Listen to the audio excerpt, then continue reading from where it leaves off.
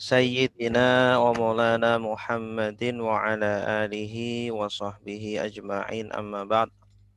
Subhanaka la ilma lana illa ma 'allamtana innaka antal alimul hakim wa tub 'alaina innaka antat tawwabur rahim. Rabbi shrah li sadri wa yassir li amri wahlul 'uqdatam min lisani yafqahu qawli.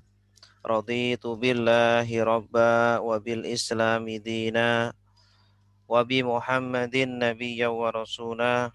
Rabbi zidni ilma warzuqni fahma. Bapak Ibu, para mahasiswa mahasiswi kuliah studi Islam online yang semoga selalu dirahmati dan dilindungi oleh Allah. Mari kita awali dengan baca doa bersama-sama. Raditu billahi rabba wa bil islami dina wa bi Muhammadin nabiyya wa rasula. Rabbi zidni ilma warzuqni fahma. Amin.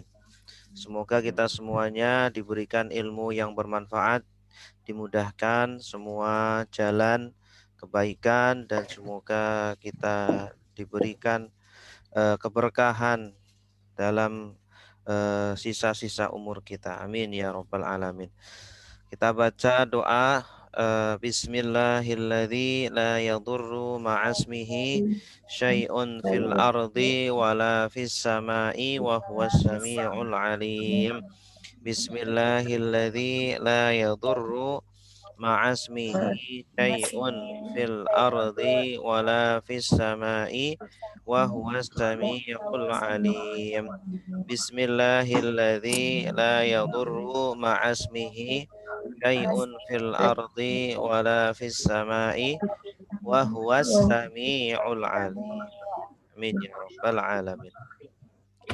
Bapak Ibu yang dimuliakan Allah, melanjutkan kajian kita ya, seperti biasa hari Jumat jadwal kita akan belajar tafsir surah Yusuf ya.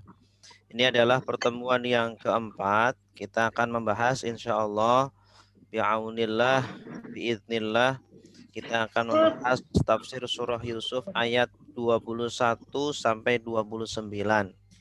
Ya, ini cukup lumayan banyak, perlu konsentrasi yang lebih. Jadi dimohon Bapak Ibu bisa mematikan audionya terlebih dahulu biar kita lebih khusyuk mendengar, tidak ada noise ya. Sehingga semoga kita mendapatkan ilmu yang bermanfaat. Amin ya rabbal alamin. Bapak Ibu yang dimuliakan Allah, pada pembahasan lalu kita sudah membahas ya cerita tentang bagaimana saudara-saudara Yusuf sangat kejam sekali kepada Yusuf alaihi salam ya, sampai mereka berbohong kepada ayahnya yaitu Nabi Yakub, kemudian membawa Nabi Yusuf ke tengah gurun pasir, kemudian dimasukkan ke dalam sumur ya, dengan harapan Yusuf ini berpisah dengan ayahnya dan ayahnya melupakan Yusuf. Ya, tapi ternyata rencana Allah Subhanahu wa taala tidak akan bisa dikalahkan oleh makhluknya. Allah Subhanahu wa taala justru akan memuliakan Nabi Yusuf dan kelak akan mempertemukan Nabi Yusuf dengan ayahnya dan juga dengan saudara-saudaranya tersebut.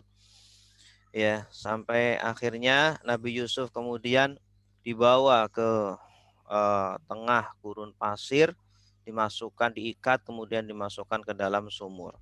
Ketika itu adalah ujian yang sangat besar ya. Siapa sih yang mau kalau ya, audionya dimatikan dulu. Siapa sih yang mau ya kalau kita itu dimasukkan ke dalam sumur? Ya, kita tidak bisa makan, tidak bisa kalau minum mungkin bisa, tetapi dalam kondisi yang sangat mencekam seperti itu bisa jadi ya beberapa hari kita sudah meninggal. Ternyata Allah Subhanahu wa taala memiliki rencana yang lain. Kemudian setelah beberapa hari ya, datanglah segerombolan para musafir, para pedagang yang biasa mereka melewati perjalanan gurun pasir, kemudian mereka ingin mengambil air di sumur tersebut. Ya, kemudian diambillah oleh mereka, kemudian dijadikan sebagai barang dagangan yang akan mereka jual nanti di Mesir. Ceritanya para rombongan ini dari Madian menuju ke Mesir ya. Dari daerah Madian menuju ke Mesir. Kemudian setelah itu mereka jual lah, dan tadi sangka-sangka ternyata yang membeli Yusuf ini adalah orang yang terhormat, orang yang menjadi tokoh di Mesir sana, yaitu Perdana Menteri Mesir, yaitu yang dikenal dengan Al-Aziz. Al-Aziz ini nama julukan ya, bukan nama aslinya. Al-Aziz kalau kita mungkin bisa dikatakan ya presiden atau Perdana Menteri ya. Al-Aziz istilahnya tuh Aziz. Seperti Firaun. Firaun itu bukan nama orang tetapi nama julukan, nama pangkat ya. Wa qala alladzi ishtarahu min Misra, dan berkata orang yang membeli Nabi Yusuf min Misra dari Mesir, dari negara Mesir, limroatihi kepada istrinya ya, setelah dia beli si Yusuf ini, kemudian berkata kepada istrinya yang namanya pun tidak disebutkan ya. Di dalam Al-Quran jarang sekali menyebutkan nama, jarang sekali menyebutkan nama orang atau nama tempat.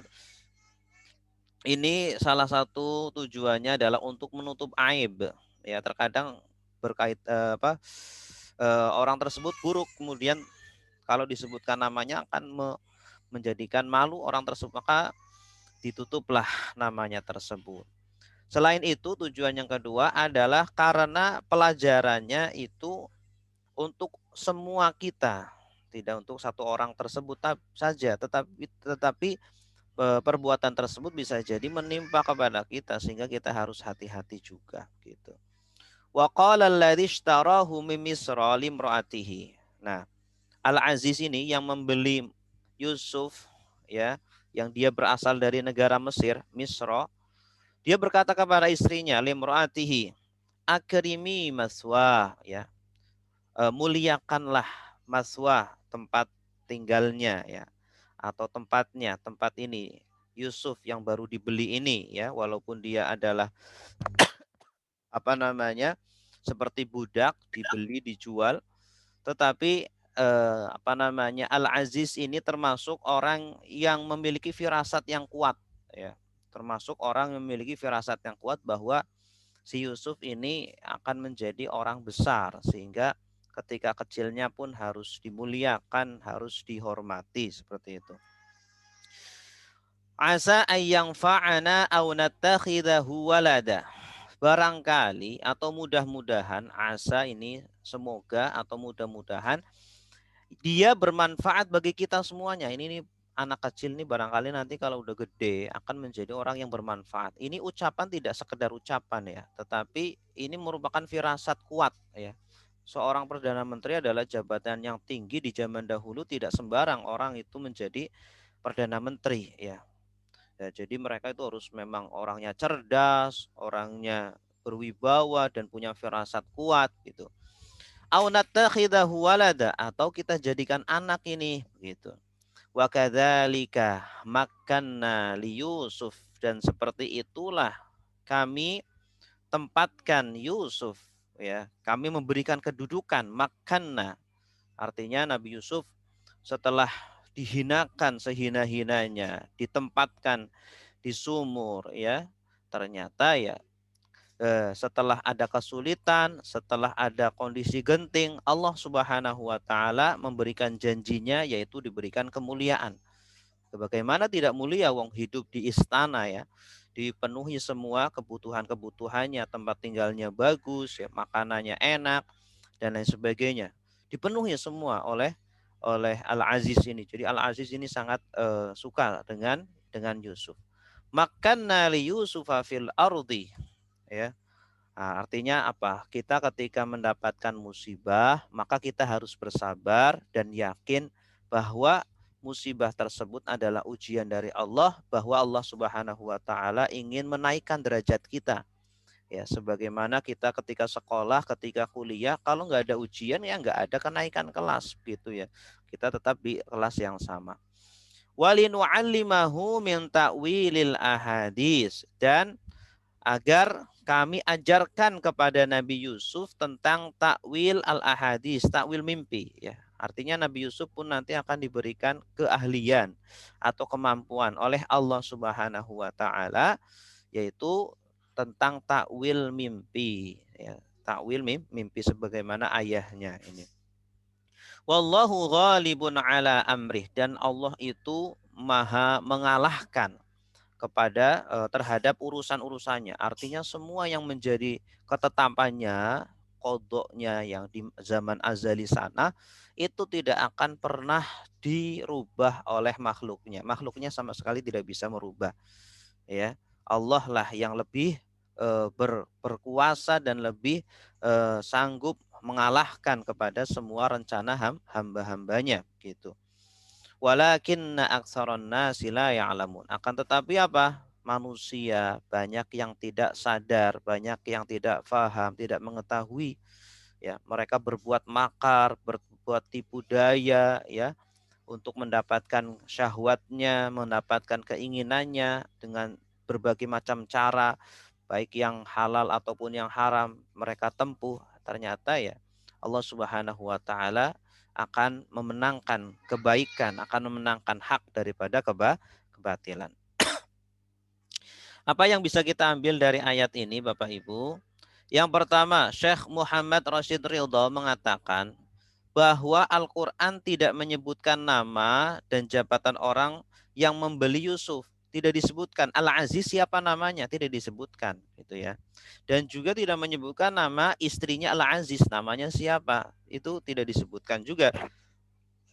Walaupun kita mungkin mendengar ya dari ustadz-ustadz namanya Zulaikha. Ya, itu sebenarnya Israiliyat. Ya, Israiliyat boleh kita imani, boleh tidak ya. Kalau kita imani pun tidak mengurangi iman kita gitu. Nah, apa tujuannya? Karena pertama, tujuan Al-Qur'an itu adalah memberi nasihat, memberi hikmah ya, memberikan pelajaran dan pendidikan, bukan ingin menyebutkan nama-nama orang atau nama-nama tempat gitu. Tujuannya bukan itu.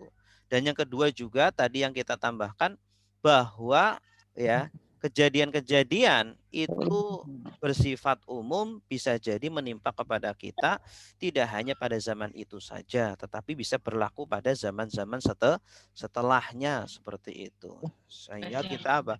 Kita kalau seumpama menemukan anak ya atau kita mengangkat anak harus kita muliakan, barangkali nanti ketika besar dia menjadi orang besar gitu ya. Ada sebuah video walaupun ini hanya video fiktif, cerita fiktif ya. Ada seorang anak yang mencuri obat ya. Kemudian dia dikejar-kejar oleh penjaga apotek tersebut. Wah, kemudian setelah tertangkap mau dipukulin ya, dimarahin. Setelah ketika dimarahin ternyata di depannya itu ada warung penjual makanan ya. Kemudian ada apa ini, yang punya warung ini nih, anak kecil masih kecil sudah berani mencuri ya, mau jadi apa nanti kalau udah gede ya, kayak gitu. Kemudian ditanya anak tersebut, kamu mencuri apa? Aku mencuri obat. Untuk siapa? Untuk ibuku yang sedang sakit begitu. Akhirnya penjaga atau warung makan itu kasihan, ya sudah saya bayarin saja. Kemudian penjaga toko warung itu juga ngasih makanan. Setelah itu anak itu pergi. Setelah 20 tahun berikutnya ternyata anak tersebut ya Pak, ternyata anak tersebut menjadi dokter. Ternyata dia sukses menjadi dokter. Kemudian penjaga warung itu sakit, jatuh sakit ya, sakit berat yang kemudian dibawa ke rumah sakit. Ternyata rumah sakit yang dia bawa di situ adalah tempat anak tersebut itu yang sudah menjadi dokter praktek di situ. Ternyata biayanya sangat besar, dia tidak sanggup ya. Dan dokter tersebut sadar, oh ini adalah ibu atau apa namanya orang yang dulu menolong saya. Akhirnya apa namanya dibayari semuanya. Dan dia tulis di apa namanya di kwitansinya itu semuanya sudah terbayar lunas 20 tahun yang lalu seperti itu. Nah, itu artinya apa? Bahwa kita itu harus berbuat baik kepada siapapun karena kita tidak tahu siapa nanti yang akan menolong kita gitu ya. Walaupun dia adalah orang miskin, orang yang tidak berada gitu ya. Jangan-jangan dia nanti yang akan menolong kita puluhan tahun berikutnya. Berikutnya dari Abdullah bin Mas'ud menyebutkan 3 orang yang tajam firasatnya. Ada 3 orang yang tajam firasatnya, diantaranya adalah Al-Aziz saat mengambil Yusuf, ya, perdana menteri ya, Al-Aziz ini, Aziz Misro, ya, ketika beliau mengambil Yusuf, dia berfirasat ini anak akan menjadi orang yang bermanfaat dan benar nanti akan menjadi apa, bendaharawan atau menteri keuangan Mesir gitulah ya, yang menjaga stabilitas ekonomi Mesir sehingga Mesir itu terselamatkan dari masa panceklik ya yang sangat mematikan gitu. Yang ketiga, Syekh Hamka, Buya Hamka menjelaskan bahwa ayat ini sindiran. Sindiran bagi siapa saja yang membuat rencana sendiri dengan melupakan kekuasaan Allah, ya. Para saudara-saudara Yusuf mereka berencana untuk mencelakakan Yusuf, tapi ketika Allah tidak menghendaki itu ya, maka rencananya akan berantakan semuanya. Mereka melupakan bahwa kekuasaan Allah di atas segala-galanya. Kemudian yang keempat, Syekh Ibnu Ashur yang dari Maroko, yang mengarang kitab At-Tahrir wa Tanwir, menjelaskan bahwa perintahnya yaitu wallahu ghalibun ala amri. Allah itu maha mengalahkan ya, berkuasa terhadap urusannya atau perintahnya di sini adalah takdirnya. Artinya segala takdirnya itu ada di genggaman Allah. Allah yang menjalankan semua takdirnya. Kita memang bisa berusaha, kita berikhtiar, kita mencoba untuk merubah nasib. Tetapi apa hasilnya, apa yang menentukan siapa? Allah Subhanahu wa taala gitu. Artinya ya kita harus tetap berusaha walaupun Allah nanti yang akan menentukan, kita sebagai hamba harus berusaha gitu. Kemudian yang kelima, Syekh Khalid Abu Syadi mengatakan bahwa firman Allah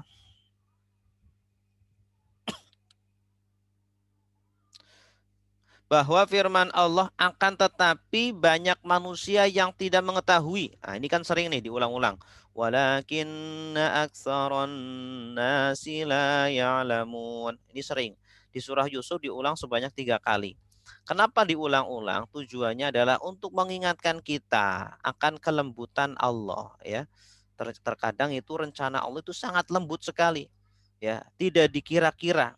Ya, seseorang menjadi kaya mendadak, tiba-tiba mendapat rezeki yang tidak diduga-duga. Itu adalah di antara kelembutan Allah ya. Karena istilahnya itu ada tangan-tangan yang tidak terlihat, tangan-tangan tersembunyi, invisible hand gitu ya, yang akan bisa menolong kita, yang bahkan kita kalau berniat buruk akan memberantakan semua rencana kita dan lain sebagainya itu. Nah, ini Allah mengingatkan kita berkali-kali, sebanyak 3 kali di dalam surah Yusuf ini, bahwa kita berencana apapun ya, jangan sampai rencana kita adalah rencana yang buruk ya, karena Allah Subhanahu wa taala Maha mengetahui dan Allah bisa saja menggagalkan semua rencana buruk kita gitu. Begitupun ketika kita berbuat apapun ya, ketika kita berbuat apapun sebisa mungkin adalah perbuatan yang baik agar akhir dari hidup kita adalah dengan akhir yang baik atau husnul khotimah. Baik. Selanjutnya walamma balagha asyuddahu atainahu hukman wa ilma ya. Setelah Nabi Yusuf ya tinggal tidak sebentar di istana tersebut, lama sampai menjadi besar ya. Dikisahkan dalam yang kemarin sudah ditanyakan sama Ibu Helni ya, bagus pertanyaannya. Umur berapa Yusuf ketika itu? Dalam kitab Al-Bidayah wa Nihayah, Ibnu Katsir menyebutkan bahwa umurnya 17 tahun. Berarti setelah itu terus sampai beliau semakin dewasa. Ya, semakin dewasa. Bisa jadi mungkin umur 30 tahun ke atasan ya. Allah berikan hukma, kekuasaan, wa ilma, dan Allah berikan ilmu. Semakin matang ilmu Nabi Yusuf alaihi salam. Ya, seorang nabi pasti cerdas. Bahkan salah satu syarat atau sifat wajib nabi adalah fatonah, harus cerdas gitu. Ya, mustahil seorang nabi itu bodoh. Dia harus cerdas, harus bijaksana, bisa menghukumi permasalahan-permasalahan gitu. Ada orang yang bertikai, dia bisa melerai, bisa menyelesaikan masalah itu begitu. Ya, Allah muliakan beliau dengan ilmu dan dengan kekuasaan. Artinya apa? Ilmu adalah bisa mengangkat derajat seseorang gitu ya. Makanya Allah berfirman yarfa'illahu alladhina amanu minkum walladzina utul ilma darajat. Allah akan mengangkat orang-orang yang beriman dan orang-orang yang berilmu dengan derajat-derajat yang tinggi gitu. Jadi kalau kita ingin mulia di hadapan manusia atau di hadapan Allah adalah dengan ilmu begitu ya. Ilmu anak walaupun orang itu masih kecil, masih muda, berilmu, dia mulia begitu. Bahkan dia bisa lebih dihormati daripada orang tua karena ilmu ini akan memuliakan seseorang gitu. Imam Ali mengatakan al ilmu yahrusuka wal malu anta tahrusuhu ya. Ilmu itu bisa menjagamu, melindungimu, sedangkan harta kamu yang melindunginya, kamu yang menjaganya gitu. Wa kadzalika najzil muhsinin. Dan seperti itulah Allah membalas orang-orang yang berbuat baik ya. Artinya Allah membalas Nabi Yusuf karena beliau ketika kecil adalah orang yang baik, orang yang berbakti, orang yang nurut. Allah berikan bonus-bonus, Allah berikan kebaikan-kebaikan ketika dewasa. Gitu. Nah, artinya apa? Ini tidak berlaku kepada Nabi Yusuf saja, kepada kita pun seperti itu. Ketika kita muda, berbuat baik, kita taat, rajin ibadah, baik kepada orang tua, baik kepada teman, maka ketika dewasa pasti Allah akan berikan bonus-bonus, Allah akan berikan kelebihan-kelebihan. Seperti itu. Makanya di sini redaksinya umum wa kadzalika najzil muhsinin, dan seperti itulah kami akan membalas kepada orang-orang yang berbuat baik, muhsinin. Bapak Ibu yang dimuliakan Allah, apa yang bisa diambil dari ayat ini? Imam Az-Zarkashi dan Hasan Al-Basri mengatakan bahwa barang siapa yang berbuat baik, taat di kala mudanya, maka di masa tuanya akan diberikan hikmah dan ilmu, ya. Akan diberikan hikmah dan ilmu. Hikmah itu apa? Kata-katanya itu penuh dengan makna. Ya, kata yang keluar itu tidak kata-kata omong kosong, kata-kata dusta, apalagi naudzubillah. Tetapi kata-katanya benar, benar-benar terjadi. Hikmah ya, kata-kata mutiara, ya, indah didengar. Orang yang sedih bisa menjadi senang, orang yang kebingungan bisa menjadi mendapat pencerahan. Itulah orang-orang yang diberikan hikmah dan diberikan ilmu oleh Allah Subhanahu wa taala. Syaratnya apa? Ketika muda dia harus taat kepada Allah. Ketika muda dia juga harus belajar agama sebagaimana kewajiban dia. Ya, karena belajar agama termasuk sebagian dari ketaatan. Begitu. Maka ketika tua Allah akan jadikan dia orang yang bijaksana, orang yang berilmu, seperti itu ya. Seperti yang kita lihat para ulama ya. Mereka di masa tuanya ya menjadi ulama yang karismatik, yang bermanfaat bagi semua manusia gitu. Kemudian Syekh Abu Bakar Al-Jazairi mengatakan bahwa balasan ini bersifat umum. Seperti yang tadi saya katakan, bahwa balasan ini bersifat umum kepada siapa saja, tidak hanya untuk Nabi Yusuf. Ya, tidak hanya Nabi Yusuf saja yang mendapatkan balasan berupa diberikan ilmu dan hikmah. Tetapi kita semuanya kalau ketika muda kita berbuat baik, ya, kita taat, menaati semua perintah Allah, maka ketika tua insya Allah akan diberikan ilmu dan hikmah oleh Allah Subhanahu wa taala.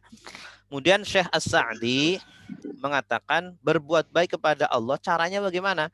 Yaitu dengan cara bersungguh-sungguh beribadah kepada Allah, menaati perintah-perintah Allah, dan juga berbuat manfaat kepada sesama manusia. Ya, jadi kepada Allah baik, hubungan vertikal, hubungan horizontal pun baik kepada sesama manusia. Itu dinamakan muhsinin gitu.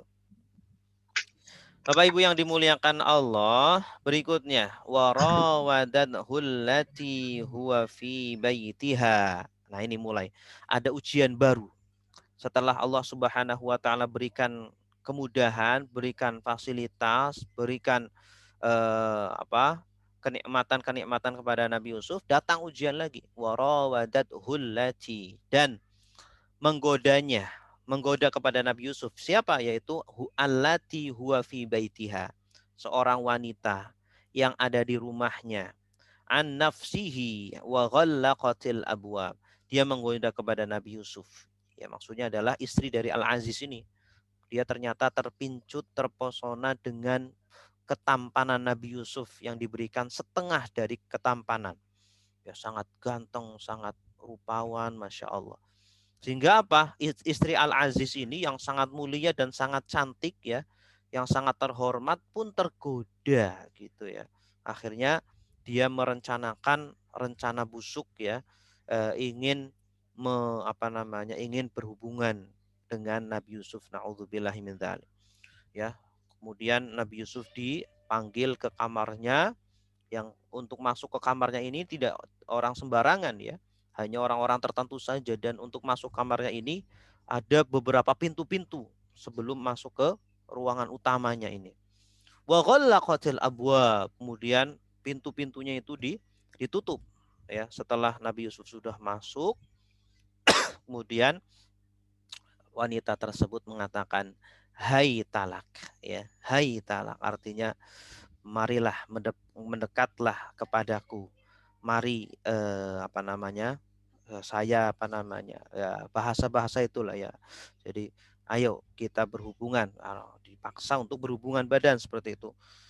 Nabi Yusuf sudah paham apa maksud dari wanita tersebut, dan Nabi Yusuf mengatakan ma'adallah, a'udzubillah, aku berlindung kepada Allah, innahu rabbi, sesungguhnya, kemudian dia juga mengingat kebaikan dari majikannya, innahu rabbi ahsana maswai, ya majikanku, suamimu yaitu Al-Aziz itu sudah berbuat baik kepadaku, memberikan tempat yang baik ya, memperlakukan kepadaku dengan baik, tempat tidurnya baik, makanannya baik, semuanya diperbaiki. Masa bisa saya akan berkhianat kepada beliau? Innahu la yuflihul zalimun, sesungguhnya tidaklah akan beruntung orang-orang yang berbuat zalim gitu. Jadi 3 alasan ini Nabi Yusuf mengatakan, menjadikan alasan penolakan beliau melakukan hubungan bejat tersebut. Pertama, dia berlindung kepada Allah, takut kepada Allah. Yang kedua, dia juga takut untuk berkhianat kepada majikannya. Robbi di sini maksudnya majikannya ya. Kemudian yang ketiga, dia paham betul bahwa orang yang berbuat zalim, orang yang berbuat maksiat tidak akan beruntung. Seperti itu.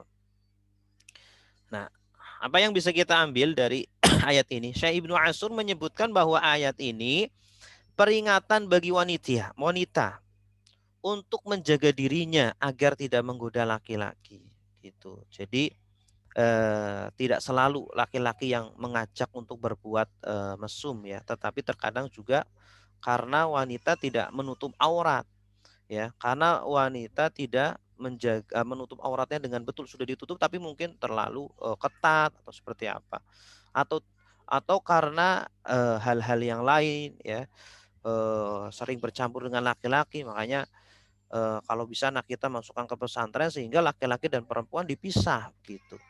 Nah, inilah terkadang wanita yang menjadi penyebab laki-laki justru terjatuh dalam jurang kemaksiatan, walaupun tidak selalu wanita, tetapi laki-laki juga. Jadi dua-duanya bisa saja ya, salah satu dari keduanya yang menyebabkan atau mengajak kepada perbuatan tersebut gitu. Makanya di dalam surah surah An-Nur kalau tidak salah ya, az-zaniyatu waz-zani fajlidu kulla wahidin minhuma mi'ata jaldah. Ya, az-zaniyatu waz-zani. Didahulukan pezina perempuan dulu daripada pezina laki-laki. Azaniyatu wazani. Kenapa didahulukan perempuan dahulu? Padahal seringnya di dalam Al-Quran didahulukan laki-laki dulu. Di dalam masalah pencurian itu didahulukan laki-laki dulu. Asariku wasariqatu faqta'u aydiyahuma. Pencuri laki-laki dan pencuri perempuan potonglah tangannya. Tapi kalau masalah zina perempuan dulu yang didahulukan. Para ulama menyebutkan alasannya di antaranya adalah karena kalau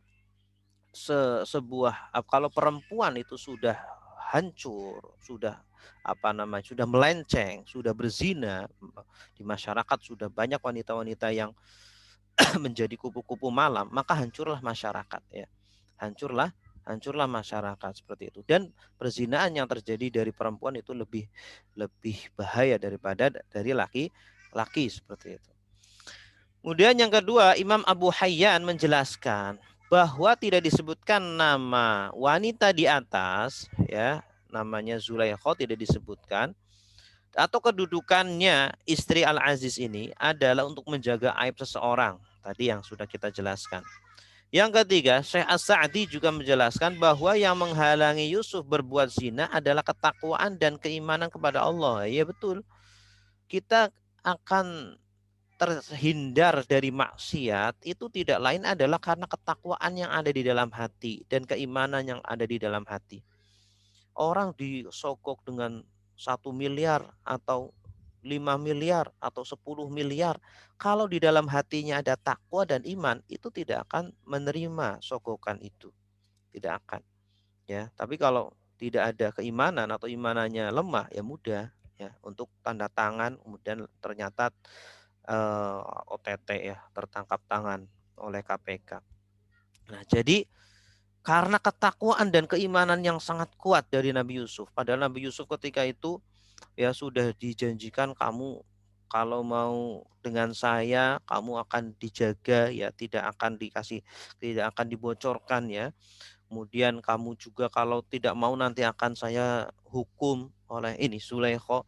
Tapi Nabi Yusuf alaihissalam ya begitu paham dan bahwa itu adalah kehinaan bagaimanapun disembunyikan akan terbuka juga ya, dan ketakwaan yang sangat kuat dan keimanan di dalam hati akhirnya menolak itu semuanya. Imam Ar-Razi menjelaskan 3 sebab Yusuf menolak ajakan Zulaikha ya dengan rapi dan indah. Yang pertama ya disebutkan di dalam ayat tadi, ma'adzallah, aku berlindung kepada Allah. Artinya apa? Perbuatan maksiat itu terkadang tidak hanya kita mengandalkan kekuatan diri kita saja, tetapi kita juga meminta perlindungan dan pertolongan kepada Allah agar terlindungi dari perbuatan maksiat itu. Jangan cuma mengandalkan kepada diri kita, kemampuan kita.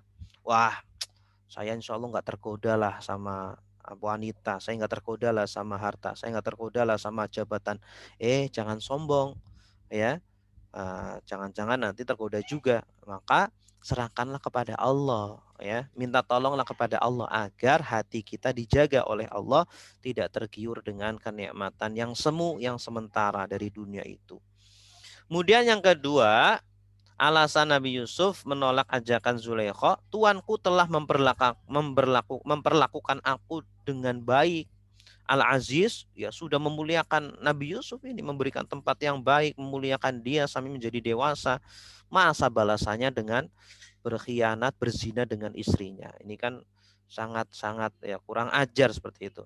Kemudian yang ketiga, sesungguhnya orang yang berbuat zalim itu tidak akan beruntung ya, tidak akan beruntung. Artinya kita kalau masih memiliki dosa yang belum kita taubati gitu ya, kita punya dosa besar, kita belum bertobat kepada Allah, hati-hati nanti dosa itu akan menjadi bumerang, akan menjadi bom waktu di kemudian hari. Makanya segeralah kita menobati atau bertobat dari semua dosa yang pernah kita lakukan, baik itu besar ataupun kecil. Oke Bapak Ibu yang dimuliakan Allah, selanjutnya walaqad hammat bihi wa hamma biha. Walaqad hammat bihi wa hamma biha. Dan sungguh hammat, dia telah berkehendak ya, yaitu Zulaikha. Hammat itu ada keinginan, sangat ingin melakukan itu ya. Wa hamma biha, dan Nabi Yusuf ini sebagai seorang manusia juga fitrah manusia ya suka dengan wanita, normal gitu. Sebenarnya ada perasaan ingin seperti itu gitu. Karena Nabi Yusuf juga manusia, bukan malaikat. Ya, jadi beliau juga punya punya nafsu seperti itu. Hampir mau setuju begitu. Tetapi apa ya? Karena ketakwaan dan keimanan. Jadi ketika kita digoda dengan wanita, digoda dengan uang, dengan jabatan, harta, ada keinginan kepada itu ya wajar karena kita masih manusia, kita masih hidup, masih diberikan syahwat oleh Allah. Kita bukan malaikat, ya. Nah, tapi ketika ada keinginan seperti itu jangan dituruti, jangan diikuti. Langsung kita tolak. Laula an ra'a burhana rabbih, seandainya ya dia tidak melihat tanda burhan dari Tuhannya. Artinya apa? Dia seolah-olah melihat Allah, dia merasa diawasi Allah, dia mencapai makom muraqabah. Muraqabah artinya apa? Dia selalu merasa diawasi oleh Allah.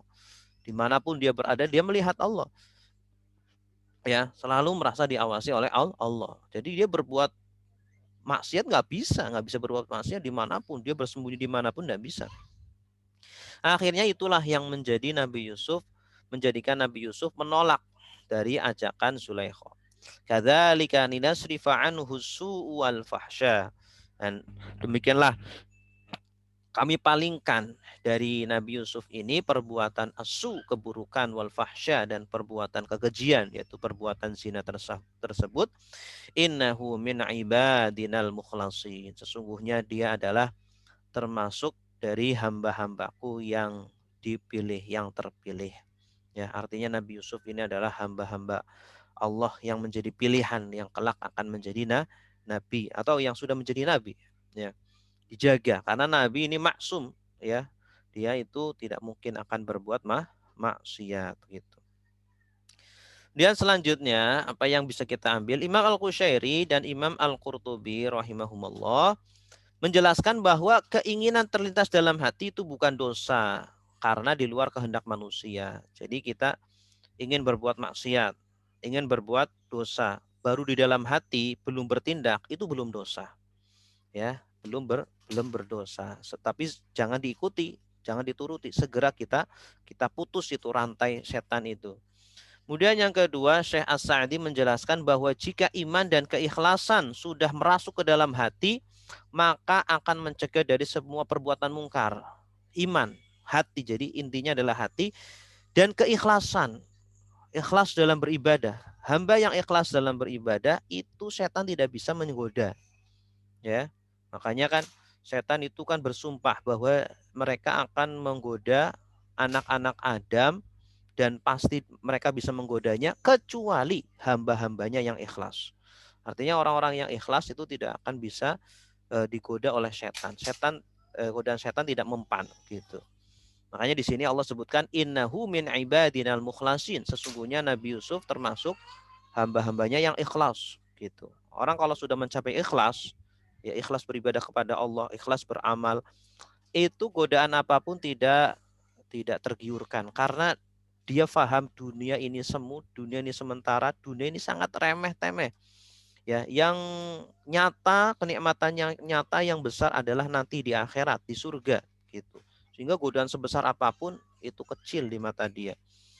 Kemudian Imam Ar-Razi rahimahullah, menurut Imam Razi ada banyak dalil yang menunjukkan bahwa para nabi termasuk Nabi Yusuf itu terjaga dari perbuatan dosa. Ini kemaksuman Nabi. Ini salah satu akidah yang harus kita imani bahwa semua Nabi itu maksum dari dosa. Mustahil berbuat dosa. Ya, kalau berbuat salah mungkin terjadi, tetapi kalau berbuat dosa tidak gitu. Kemudian yang keempat, Syekh Ayyid Al-Mutairi menjelaskan bahwa niat yang jujur memalingkan seseorang dari keburukan. Ya, orang kalau sudah jujur, sudah baik ya dia mau berbuat dia itu akan ditunjukkan oleh Allah kepada kebaikan-kebaikan dan dipalingkan dari keburukan-keburukan gitu. Sebagaimana firman Allah, walladzina jahadu fina lanahdiyannahum subulana. dan orang-orang yang bersungguh-sungguh di dalam jalan kami, dalam ketaatan kepada Allah, ya, dalam kebaikan-kebaikan, maka Allah akan tunjukkan jalan-jalan kebaikan. Ya, jadi dipermudah untuk berbuat ketaatan-ketaatan, diberikan teman-teman yang soleh, diberikan guru-guru yang soleh, yang berilmu, dikumpulkan dengan komunitas yang baik-baik. Itu kalau kita memang niat untuk baik akan diberikan jalan. Tapi kalau kita nggak ada niat, kita hidup jalan begitu saja, atau malah kita naudzubillah ingin berbuat maksiat, ya akhirnya tidak diberikan jalan-jalan, ya tidak dibukakan jalan-jalan yang baik oleh Allah Subhanahu wa taala. Selanjutnya wastabaqal bab. Wah, akhirnya apa? Nabi Yusuf sudah paham niat dari Zulaikha, niat buruknya ini, akhirnya beliau langsung lari. Lari menuju ke pintu. Pintu satu, pintu kedua, pintu ketiga, ya, agar terhindar dari Zulaikha ini. Wa qaddat qamisahu, hampir saja Zulaikha bisa meraih Yusuf dan mencapai bajunya. Bajunya akhirnya dikoyak dari belakang, ya, ditarik dari belakang, kepegang dari belakang sampai terkoyak. Min duburin, dari belakang. Wa alfaya sayyidaha, ternyata di depan pintu itu, setelah beberapa pintu, ternyata ada Al-Aziz. Wah, bagaimana coba kita seolah-olah melihat videonya, filmnya, ya. Mungkin Bapak Ibu kalau ingin melihat filmnya ada, ya, di YouTube itu, film Nabi Yusuf, ada subtitlenya juga.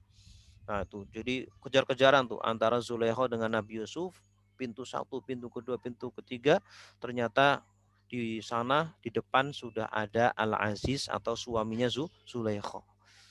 Wah, gimana itu kira-kira perasaannya, ya? Ternyata ketika itu Zulaikha sangat cerdik, ya. Dia sangat jahat, ya. Dia memutarbalikan fakta. Sebenarnya dia yang mengajak berbuat zina, tetapi dia justru mengatakan justru si Yusuf inilah yang ingin berniat berbuat yang tidak senonoh. Kemudian Zulaikha mengatakan apa? Ma jaza'u man arada bi ahlika su. Apa balasan bagi orang yang menginginkan keburukan kepada istrimu, ya? Kecuali ayus jana, kecuali harus dipenjara ini. Si Yusuf harus penjara ini karena dia mau menodai istrinya Al-Aziz. Aw adzabun alim, atau harus diberi siksaan yang sangat pedih, gitu. Wah, Nabi Yusuf mendapatkan ujian lagi, ya. Setelah ujian yang pertama ketika dimasukkan ke dalam sumur, kemudian dapat ujian lagi. Nah, Al-Imam Al-Qushairi menjelaskan ayat ini menunjukkan bahwa yang satu, Nabi Yusuf, lari, sedangkan yang satu lagi itu ingin melakukan itu. Nah, ini menunjukkan bahwa ada yang berpahaman, ini ada yang salah paham dari ayat ini. Katanya itu Nabi Yusuf itu yang mengejar, bukan Zulaikha. Tapi dari dalam ayat ini tidak. Kalau yang orang yang paham bahasa Arab tahu, maksud dari ini adalah kejar-kejaran di sini, yang dikejar adalah Nabi Yusuf, yang mengejar adalah Zulaikha. Makanya di sini qaddat. Qaddat ini kan muannas. Berarti yang mengoyak bajunya ini adalah apa? Adalah siapa? Yaitu Zulaikha, gitu. Jadi Zulaikha ini yang mengejar, ini yang menginginkan perbuatan yang tercela itu, begitu. Kemudian Syekh As-Sa'di mengatakan bahwa seyogianya seseorang menghindari tempat maksiat dan fitnah sebisa mungkin. Nah, ini Nabi Yusuf, ya ketika itu kan berduaan saja dengan Zulaikha, ya. Ya memang ketika itu mungkin dalam kondisi, ya, dia tidak bisa menolak, ya, perintah dari Zulaikha ini. Akhirnya Nabi Yusuf berdua saja di kamar tersebut. Nah, ini menjadi pelajaran bagi kita, sebisa mungkin jangan berada di tempat yang dekat dengan maksiat. Sebisa mungkin kita mendekat dengan tempat-tempat ibadah, dan sebisa mungkin jangan kita berduaan saja dengan seorang wanita yang bukan mahram kita, karena setan bisa saja menggoda kita untuk melakukan, agar kita melakukan perbuatan yang tidak terpuji. Imam Al-Qushairi menjelaskan bahwa niat yang buruk akan kembali kepada pelakunya. Nah, nanti selanjutnya Zulaikha akan akan ketahuan bahwa dialah yang sebenarnya yang yang menginginkan perbuatan itu. Syekh Syarif Fauzi Sultan menjelaskan bahwa dalam musibah, yaitu dalam robeknya bajunya Yusuf, itu ada karunia besar ini. Dengan robeknya bajunya Yusuf ini nanti akan menjadi bukti bahwa Nabi Yusuf tidak bersalah, gitu ya. Kenapa? Karena robeknya dari belakang. Seharusnya kalau Nabi Yusuf yang menginginkan perbuatan itu, seharusnya robeknya dari depan, gitu. Tapi kok ini dari belakang? Secara akal itu kan ya berarti bukan Nabi Yusuf yang menginginkan perbuatan itu, gitu. Nah ya, gitu. Jadi terkadang kita jatuh dalam sebuah musibah, justru musibah tersebutlah yang akan menjadikan kebahagiaan kita di kehidupan selanjutnya, begitu. Ya. Contohnya Nabi Yusuf ini. Kemudian selanjutnya menurut Ar-Razi, Imam Ar-Razi, dalam ayat ini ada beberapa makar dan tipu daya dari istri Al-Aziz. Ya, istri Al-Aziz ini jadi tidak baik ya perbuatannya dari istri Al-Aziz ini. Yang pertama, menjadikan suaminya curiga kepada Yusuf. Perkataannya tadi kan, dia memutarbalikan fakta, ya, mengatakan bahwa apa balasan bagi orang yang mau melakukan perbuatan buruk kepada istrinya Al-Aziz. Ini kan memutarbalikan fakta, ini makar ini. Kemudian tidak menyebutkan dosa Nabi Yusuf secara tegas, walaupun dia tidak menyebutkan dosa Nabi Yusuf ya, tidak mengatakan Yusuf mau berzina, tidak. Kenapa? Karena agar amarah dari suaminya ini tidak meledak-ledak. Karena bagaimanapun istri Al-Aziz ini ya masih ada rasa cinta kepada Yusuf, sehingga sebisa mungkin hukumannya jangan beratlah kepada Yusuf. Karena orang yang cinta itu tidak ingin kekasihnya itu mendapatkan hukuman yang berat, gitu ya. Kemudian yang ketiga, mengancam Yusuf agar tunduk dan taat kepadanya. Ini ayat ke-27. Wa in kana qamisuhu qudda min duburin fakadzabat wa huwa minas shadiqin. Nah ini. Akhirnya apa? Maaf. Ternyata apa? Dan jika komisnya atau bajunya itu koyak dari belakang, fakadzabat. Nah ini. Jadi ini bukti, membuktikan kira-kira yang benar itu siapa? Nabi Yusuf atau istrinya Al-Aziz.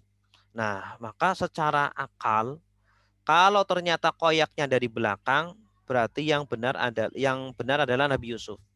Dan istrinya Al-Aziz atau Zulaikha itu bohong. Wa huwa minas shadiqin, dan Nabi Yusuf termasuk dari orang yang jujur. Apa yang bisa kita ambil? Abdul Aziz At-Tarifi menjelaskan bahwa penanda-nanda kuat itu bisa menjadi dasar untuk menghukumi perkara jika tidak ada yang menyisihinya.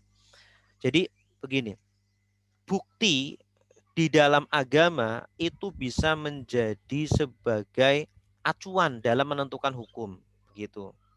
Bukti gitu ya. Kalau di dalam agama kan seringnya kan yang kita eh, apa namanya yang sering kita kedepankan adalah saksi atau sumpah. Tapi selain itu yang ketiga itu ada bukti, bukti yang kuat gitu. Nah, bukti ini juga bisa menjadi rujukan atau dalil untuk menentukan sebuah hukum, siapa yang benar dan siapa yang salah dari kisah Nabi Yusuf tersebut. Kemudian menurut Imam Ibnul Arabi dalam tafsirnya, ayat ini juga dalil bolehnya mengamalkan uruf, kebiasaan sebagai dalil untuk menentukan hukum. Ya, dalam kebiasaan itu ya seperti tadi, kalau terkoyak dari belakang ya berarti dia yang dikejar bukan yang mengejar. Makanya di dalam syariat itu sumber hukum itu tidak hanya Al-Quran Sunnah, tidak hanya ijma qiyas, tetapi juga ada urf, kebiasaan masyarakat. Ya, kebiasaan masyarakat. Ya, kalau kita sumpama bermuamalah ya, menggunakannya rupiah, ya sudah berarti yang berlaku adalah rupiah gitu. Jangan kemudian kita mengucapkan ini saya beli dengan harga 1.000 gitu ya.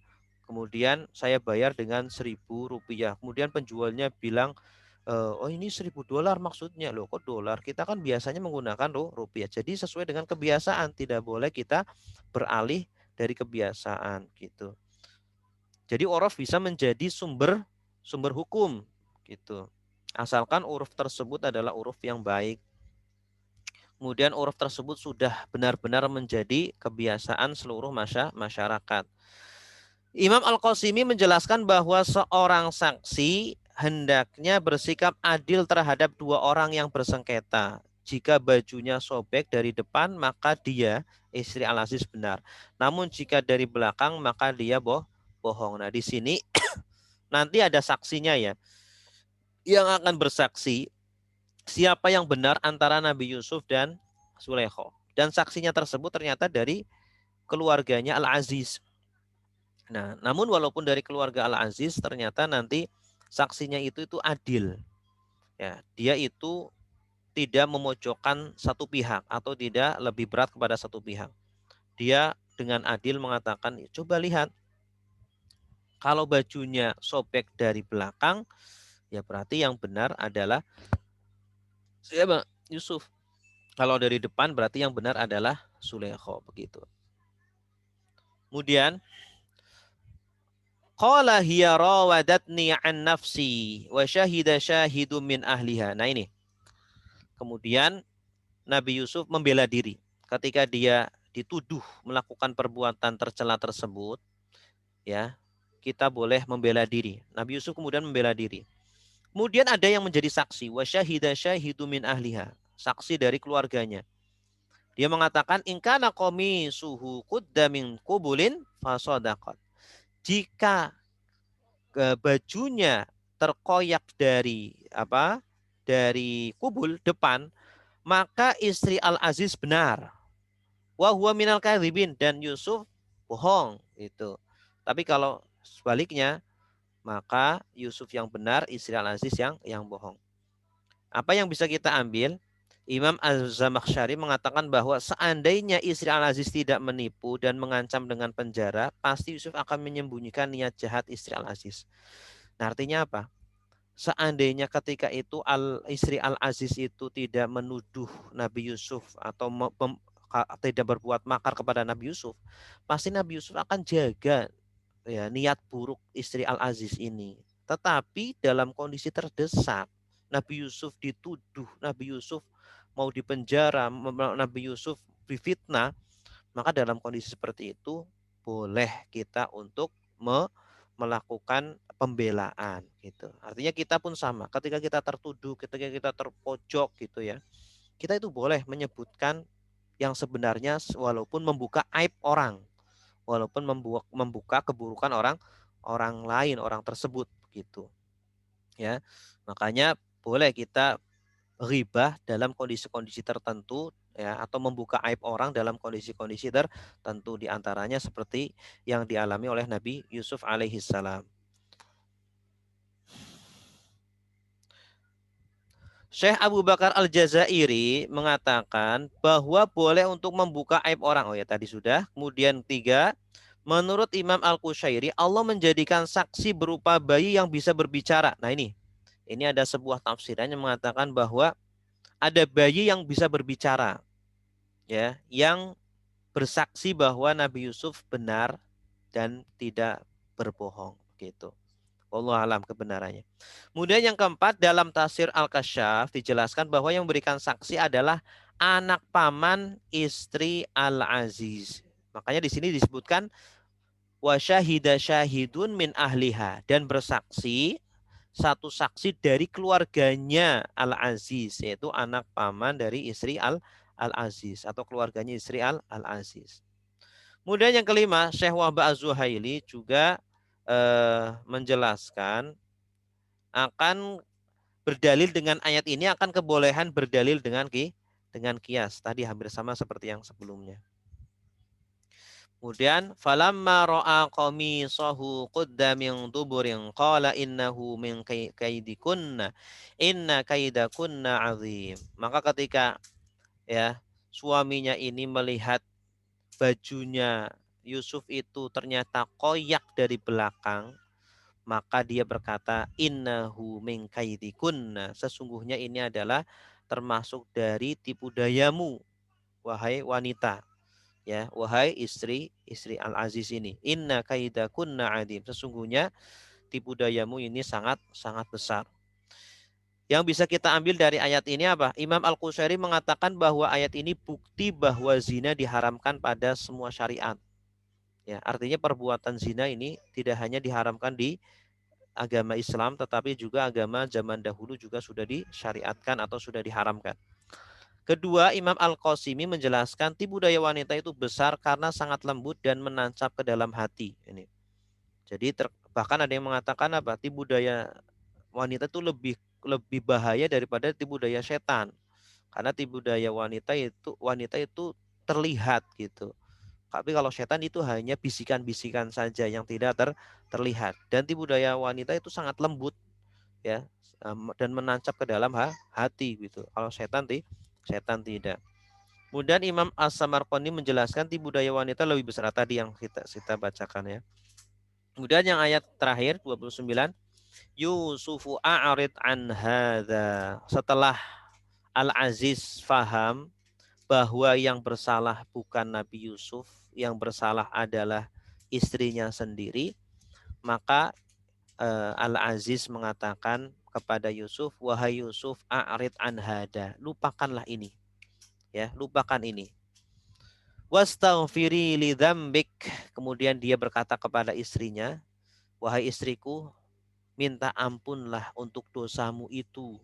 Innaki kunti minal khotiin. Sesungguhnya engkau adalah termasuk orang-orang yang bersalah. Ini. Kalau kita lihat dari sini, ini istri Al-Aziz, suami Zulaikha atau Al-Aziz ini orangnya bukan pencemburu. Jadi ketika melihat seperti itu, istrinya berbuat seperti itu ya, kalau laki-laki yang pencemburu mungkin langsung ditalak ya istrinya, langsung diusir dari ini. Tapi ternyata tidak. Istri Al-Aziz ini ternyata bukan orang yang pencemburu dan kemudian dia memaafkan istrinya ya. Sehingga dia malah tetap mempertahankan istrinya dan justru kemudian apa namanya meminta Nabi Yusuf untuk memaafkan istrinya ini. Namun walaupun memaafkan istrinya tapi Nabi Yusuf tetap dipenjara ya untuk menutupi aib dari keluarganya itu ya, seolah-olah yang salah itu adalah Nabi Yusuf alaihissalam, sehingga nanti Nabi Yusuf dipenjara gitu ya. Nabi Yusuf di penjara. Menurut Imam Al-Qusyari bahwa dalam syariat mereka diharamkan zina. Oke. Kemudian menurut Imam Syarawi juga bahwa ayat ini menunjukkan bahwa sebagian penguasa saat keluarganya melakukan kesalahan maka mereka enggan untuk menjatuhkan hukuman. Nah ini. Jadi ini tidak hanya terjadi di zaman dahulu ya, di zaman sekarang pun seperti itu. Ketika keluarga melakukan kesalahan, ya, mereka segera mungkin untuk menutupi kesalahan tersebut dan tidak diberlakukan hukuman. Tapi kalau yang melakukan kesalahan adalah rakyatnya, oh, sekejam-kejamnya dilakukan hukuman. Ini di zaman Nabi Yusuf juga sudah ada yang seperti itu, gitu.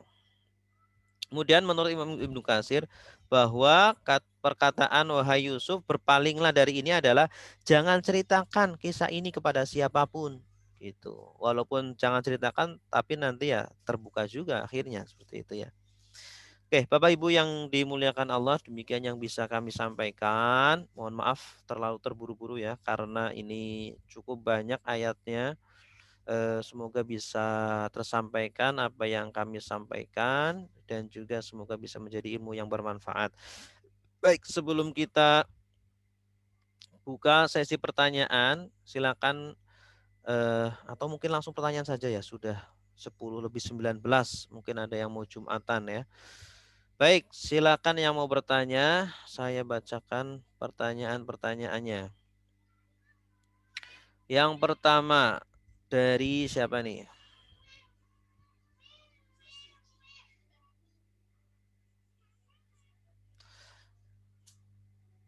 Siapa dua orang lagi dari Pak Luki ya?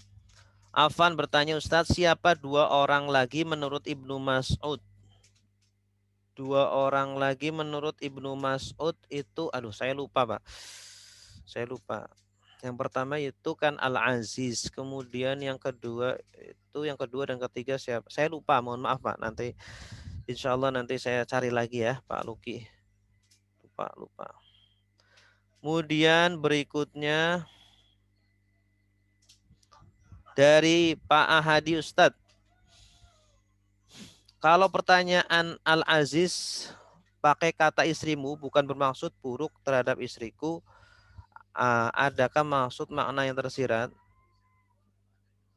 Kalau pertanyaan Al-Aziz pakai kata istrimu bukan bermaksud buruk terhadap istriku. Maksudnya gimana nih Pak Ahadi? Pak Ahadi boleh dinyalakan audionya.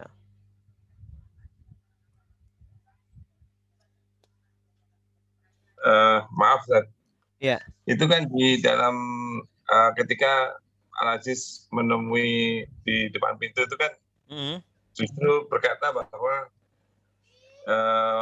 bagaimana seandainya ini terjadi kepada istrimu kan gitu. Ayat ke berapa bukan tadi? Ayat ke ini ya.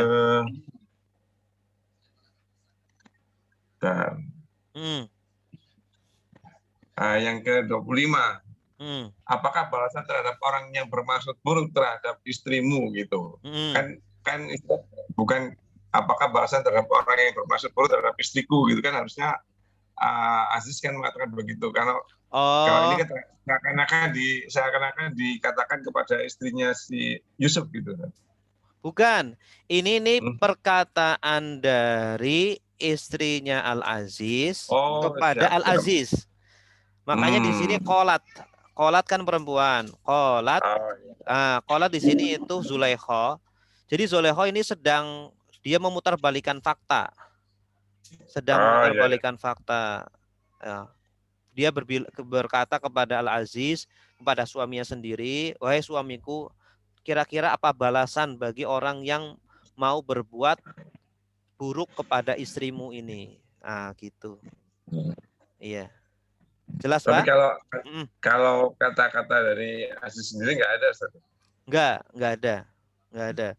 Jadi Al-Aziz ketika itu ya mungkin diam gitu. Saking herannya, kok bisa seperti ini gitu. Dan sebelum berkata-kata langsung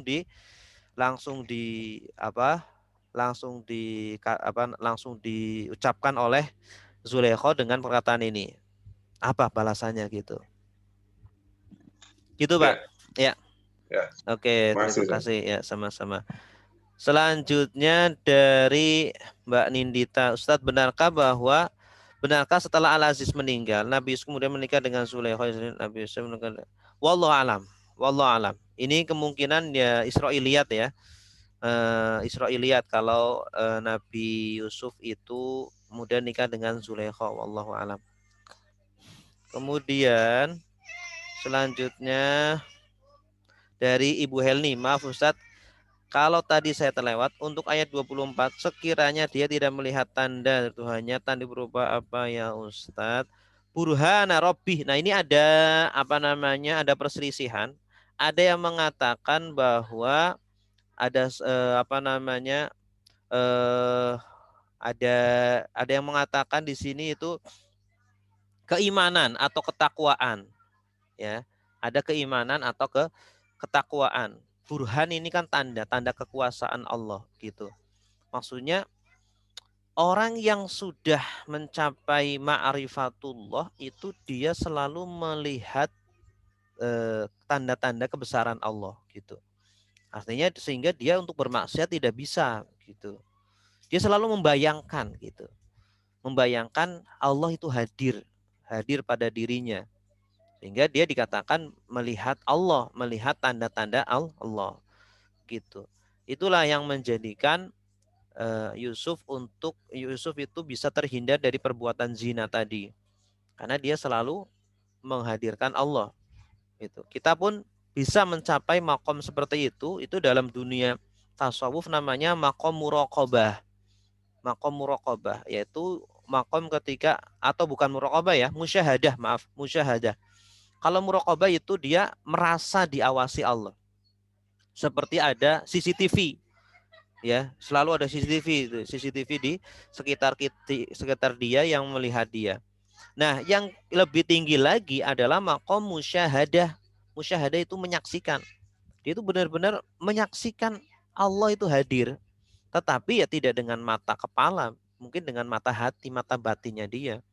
Ya, sehingga mata yang dia lihat, ya, dia melihat apapun, berbicara apapun, gerak-gerik dia, langkah dia, semuanya dalam kontrol dia, dan sebisa mungkin agar dalam kebaikan terus karena dia melihat Allah, begitu ya. Nah, coba kita bayangkan ketika kita di depan orang, di depan guru kita kan selalu bisa menjaga sopan santun kita, menjaga ucapan kita, menjaga aurat kita sebisa mungkin seperti itu. Gitu, apalagi di hadapan Allah Subhanahu wa taala. Wallahu alam, seperti itu Ibu Helni ya. Begitu. Ya, ada lagi silakan.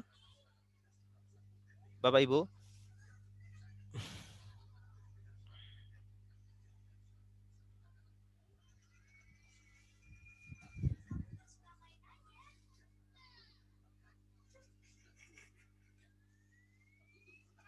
Halo. Silakan kalau mau bertanya bisa langsung atau bisa ditulis.